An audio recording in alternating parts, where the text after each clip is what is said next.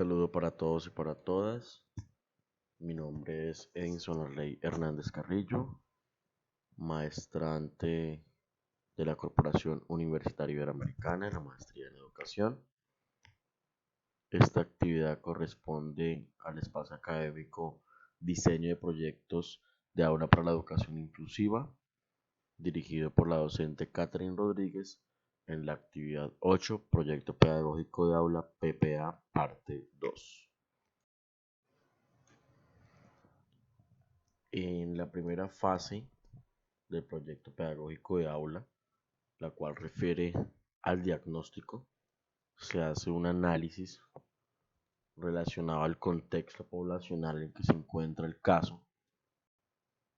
De esta manera nos encontramos como situación problema en el caso número 1 planteado en las actividades anteriores, la cual relata de un estudiante que tiene dificultad para escuchar, pues sufre de hipoacusia de grado medio. Eso quiere decir que es una persona con discapacidad auditiva. Sin embargo, puede comunicarse usando lengua de señas. En este caso, al relacionarlo al contexto colombiano, vamos a hablar de la lengua de señas colombiana. También habla que entre sus características el estudiante es creativo, prefiere trabajar solo y además de esto le encanta dibujar. Continuando con la fase diagnóstica, se relaciona ahora el perfil de la clase. Como se mencionó en actividades anteriores, la clase son niños, niñas y jóvenes del grado de aceleración de la Institución Técnico Agroindustrial de la Amazonía. Estos estudiantes se encuentran en edades heterogéneas entre los 10 y 14 años, una población total de 17 estudiantes ubicados en el barrio Bellavista, en la zona urbana de Florencia, capital del departamento del Caquetá.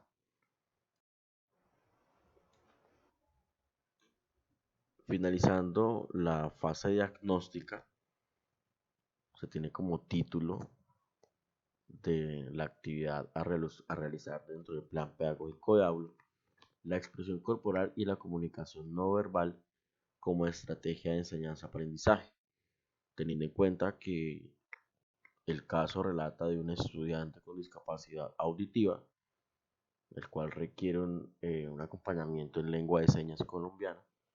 Es importante tener en cuenta que la expresión corporal y la comunicación no verbal se convierten en una herramienta fundamental, teniendo en cuenta que permite equiparar y trabajar en igualdad de condiciones.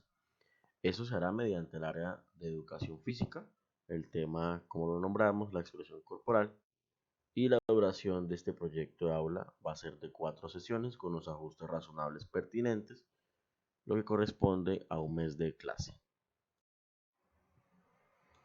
Como segunda fase, se tiene la planificación. El objetivo general de este plan pedagógico de aula o PPA es elaborar sketch de expresión corporal con trabajos de mímica sobre temas libres sin generar sonidos, con el propósito de generar espacios inclusivos para todos. Se va a relacionar un poco dado hacia la educación inclusiva, buscando un proceso de reflexión también dentro de los estudiantes. Como objetivo específico se tiene que socializar con los estudiantes las actividades a realizar desde la expresión corporal y la mímica con aspectos comunicativos no verbales. Al socializar, lo que se busca es también generar un espacio reflexivo donde ellos entiendan la importancia de esta actividad. No es solamente realizarla, sino también para entender que hay un estudiante sordo en el aula y que es importante generar ciertas actividades en las que también se puedan poner ellos en los zapatos del compañero. Entonces, por eso la importancia de la expresión corporal, porque no va a ser una expresión verbal, y también el trabajo de mímica, donde debemos intentar comunicar un mensaje sin tener la oportunidad de dialogar. Como segundo objetivo específico es implementar los sketches de expresión corporal con la guía socializada y los aspectos relacionados a la inclusión y la comunicación no verbal. Por último, evaluar de manera cualitativa la efectividad de esta herramienta como PPA inclusivo desde la educación física. Continuando con la fase 2, tienen la oportunidad de ejecutar las actividades. Dentro de esas actividades, como se mencionó anteriormente, son 4 actividades. La primera tiene como objetivo identificar las habilidades de la expresión corporal de los estudiantes. Dentro de la actividad, en este espacio se busca la planificación de los sketches relacionados a la educación inclusiva. Dentro de la planificación se muestra un recurso, que el recurso siempre se va a realizar en el polideportivo techado, como recurso y como lugar, porque al ser un espacio donde no se va a utilizar implementación, no se requiere ni conos ni demás. Dentro del proceso evaluativo, en este primer objetivo de esta actividad, son preguntas sobre cómo lo va a planificar. Cada clase va a contar con 120 minutos. Dentro del segundo objetivo, que es fortalecer las habilidades de expresión corporal y de ejercicios de comunicación no verbal por medio de métodos de estos ejercicios. Como actividad se tiene la práctica de ejercicios de expresión corporal y el ensayo de las actividades planificadas en la clase anterior. Entonces, pedimos que en un primer momento, en una primera clase, se planifica, en esta se practica. Y se da un espacio evaluativo sobre una rueda de preguntas y respuestas relacionadas a la clase. Claramente, el docente va a estar 100% evaluando de manera cualitativa por medio de observación, analizando el comportamiento y la ejecución de los movimientos, como también estos aspectos relacionados.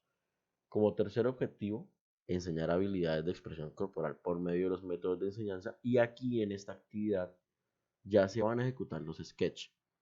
Todos los sketches de expresión corporal se van a ejecutar ahí. Y al final se va a hacer una pregunta sobre la ejecución, por aquí ya estamos ejecutando lo que se planificó en la primera y se evaluó, se practicó en la segunda. Por último, está el objetivo de fomentar la mímica como ejercicio de comunicación no verbal, entendiendo pues que hay un estudiante sordo en el aula. La mímica, si bien es un momento, también es una clase de expresión corporal, también se ejecuta demasiado la comunicación no verbal. Entonces, en este momento, en la ejecución de la mímica es fundamental para ponerse en los zapatos del compañero. Entonces, como actividad está reproducir los ejercicios de mímica sobre comunicación no verbal diseñados para esta clase. Y en la evaluación de esta actividad se tiene un momento reflexivo en el cual se espera que todos los equipos o todas las parejas o cada representación tenga un momento en el cual pueda expresar cómo se sintió intentando generar un mensaje sin tener la oportunidad de comunicarlo de manera verbal. Por eso es importante este espacio de reflexión, para que todos entendamos la importancia de ponernos en los zapatos del otro y de esta manera poder evidenciar un poco también el impacto que tiene la clase, no solamente por ejecutar un sketch, ejecutar una mímica, sino también qué le quedó al estudiante sobre esto.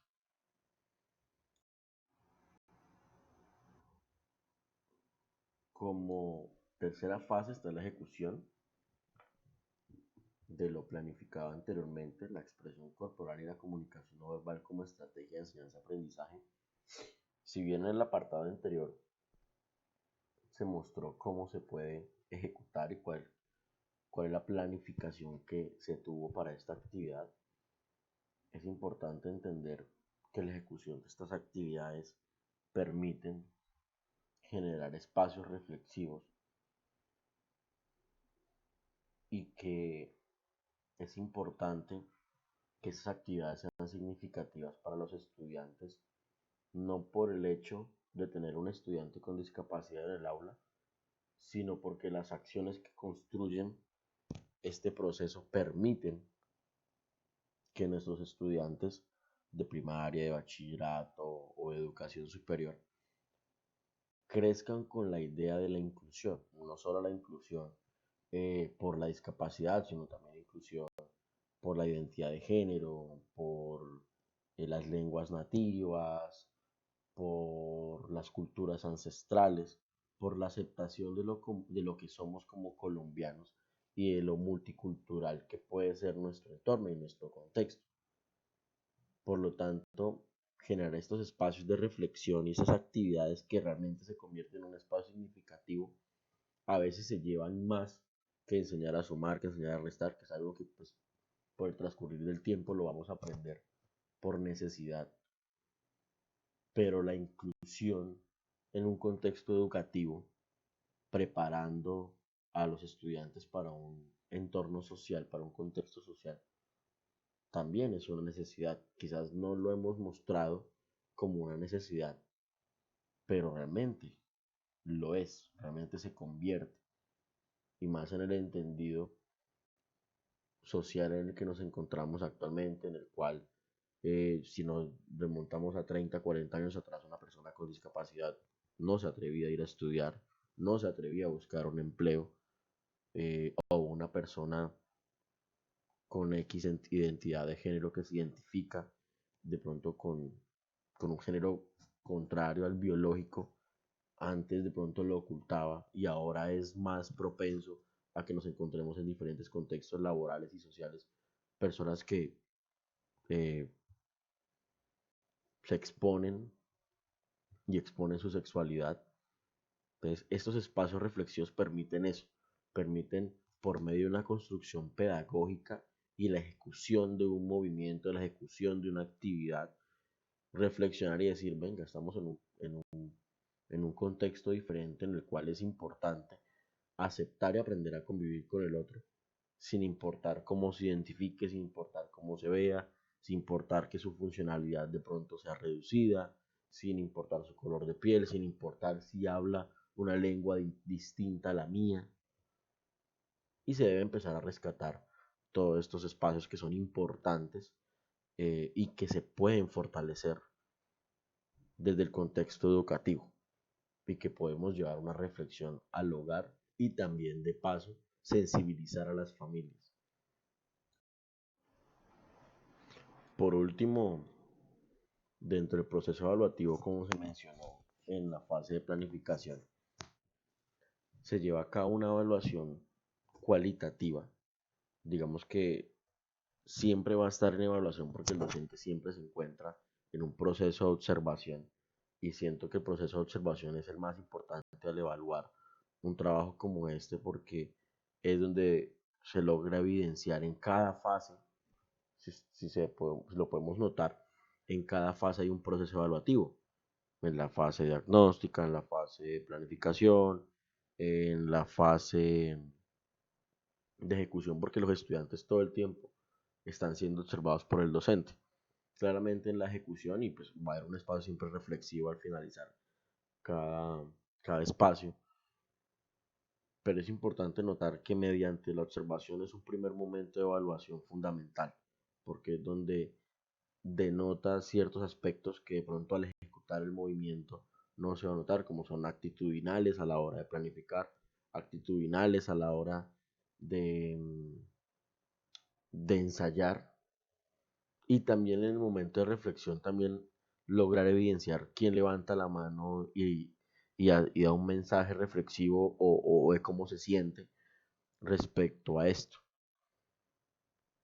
Por lo tanto, aquí la evaluación cualitativa es fundamental porque estamos hablando de algo que ejecutan los estudiantes con el cuerpo, pero no solamente es cómo lo ejecutan, sino cómo se va dando cada proceso, cómo se va dando cada paso.